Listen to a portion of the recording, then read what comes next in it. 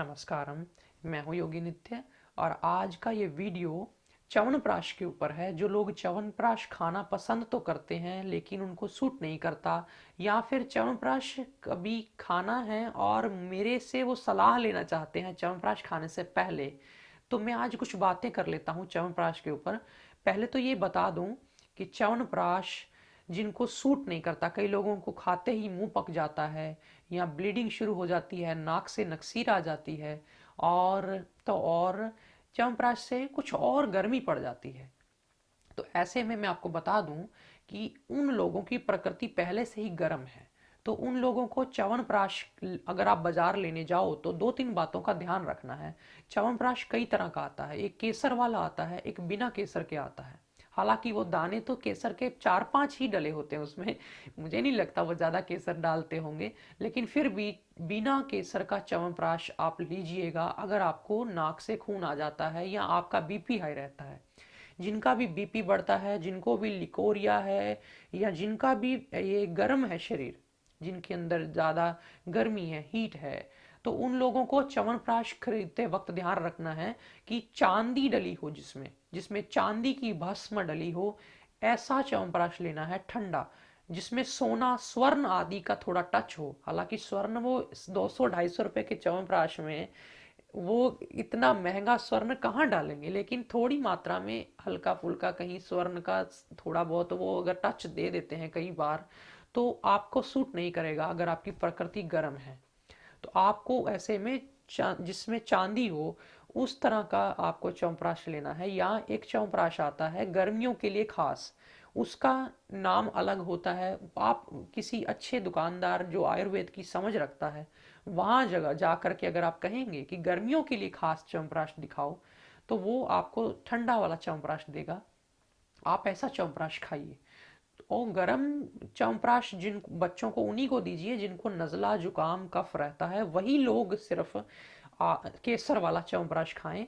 जिनका बीपी बढ़ता है, जिनको कभी हार्ट का स्ट्रोक आया या बहुत ज़्यादा बॉडी सेंसिटिव है, वो लोग केसर आदि का च्यवनप्राश, सोने का च्यवनप्राश ना लें।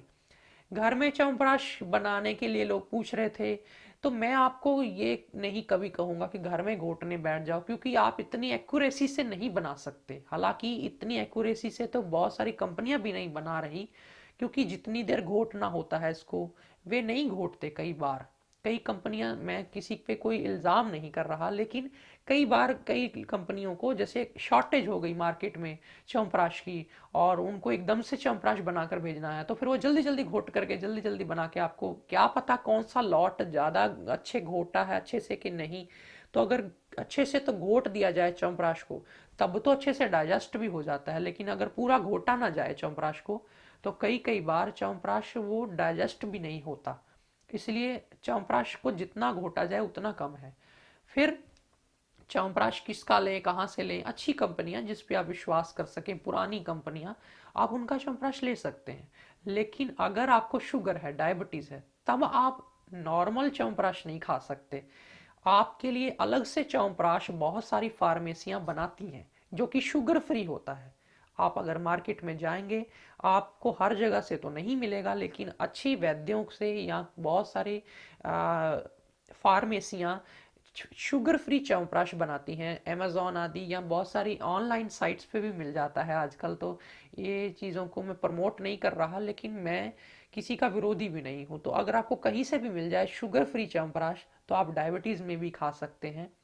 और तो और च्यवनप्राश को सुबह खाया जाए अगर, तो बहुत ही फायदेमंद होता है। सुबह सुबह उठते ही आप खाना खाने से पहले थोड़ा बहुत मात्रा में च्यवनप्राश ले लें। क्यों? क्योंकि सुबह के समय कफ का समय होता है।